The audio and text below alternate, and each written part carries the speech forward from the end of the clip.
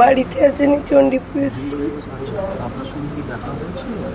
হ্যাঁ, দেখা হয়েছে। বাড়ি থেকে রান্না করা খাবার ওকে খাইয়ে দিয়ে এসছে।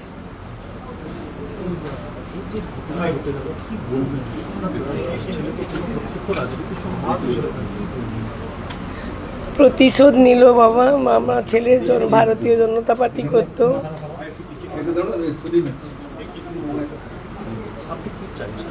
আমি চাইছি দোষীদের শাস্তি হোক। আমি যেহেতু একজন সন্তানের মা, আমি চাইবো না যে কোনো দোষীর ফাঁসি হোক, তবে যাবজ্জীবন কারাদণ্ড হোক। আমি নতুন সরকার যে আসবে তার কাছে চাইবো যে দোষীরা শাস্তি পাক।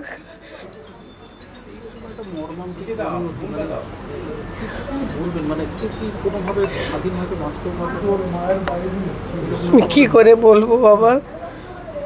গরম গরম বক্তব্য রেখেছিল শাসক দল যারা ছিল, যে 4 তারিখের পরে কোনো দিল্লির বাবাও রক্ষা করতে পারবে না।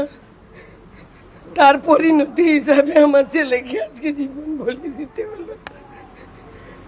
ভবানীপুর, চণ্ডীপুর, নন্দীগ্রাম সহ অনেকগুলো বিধানসভার দায়িত্বে ছিল আমার ছেলে।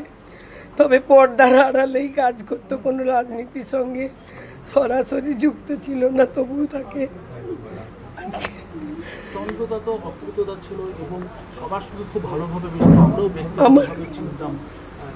আমার গ্রামে কোনো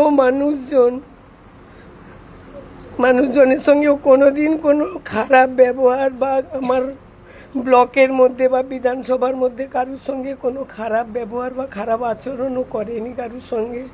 ও সবসময় মিষ্টিভাষী, মিষ্টি ব্যবহারের ছেলে ছিল। কখনো কি কোনো আশঙ্কার কথা আপনি কিছু বলতো, কিছু শেয়ার? না, আমরা বললে আরও বলতো যে তোমাদের চিন্তা করার কিছু কারণ নেই, আমি ঠিক আছি। কালকে ঘটনা ঘটার পর শুভেন্দুবাবু যোগাযোগ ফোন করেছিলেন? দিব্যেন্দুবাবু এসেছিলেন, পীযূষবাবু এসেছিলেন, সৌমেন্দুবাবু ফোন করছিলেন, শুভেন্দুবাবুও ফোন করছিলেন। আমি তখন ফোনটা ধরতে পারিনি। এইভাবে একটা মায়ের বুক খালি করে দিল। এই জয়ের পরও এইরকম একটা পরিস্থিতি দেখতে হবে।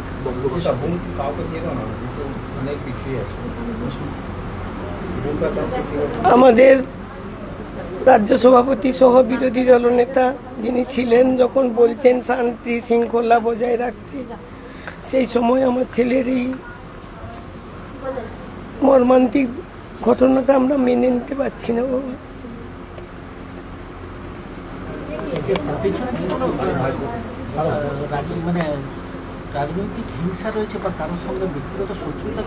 ব্যক্তিগত শত্রুতা কোনো কিছুই নেই, রাজনৈতিক হিংসার জন্যই হয়েছে।